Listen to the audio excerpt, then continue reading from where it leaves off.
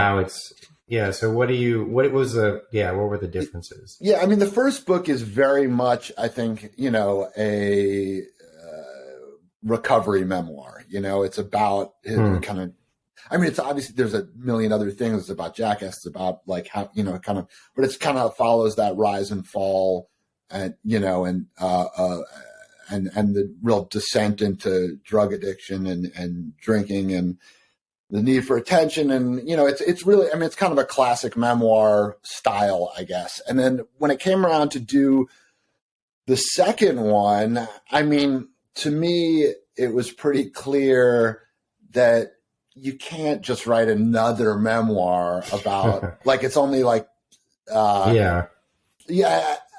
And I remember he and I started joking about it.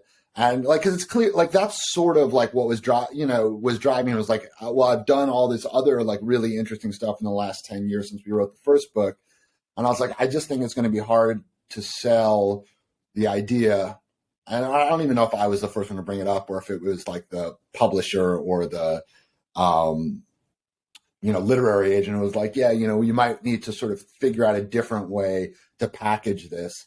And so like we sort of like fell on the idea of making it a bit of a tongue-in-cheek, self-help book. I mean, because of course, like, who would go to Steve-O for advice on like, how to. But the weird thing is that as we sort of picked through it, and a lot of it is still very much a memoir. It's still very much telling stories from his life, but it's trying to like look at what he's learned from it. Sometimes that's really just like very much just like making a joke of the self-help idea. But there is, I think, like useful advice in there. I think there's like a lot of useful perspective. I mean, like I said, he's a very introspective guy. And he's got a lot of self-awareness, which I think, he's a despite like the public persona, which also has changed a little bit in the last 10 years, but despite the public persona, he's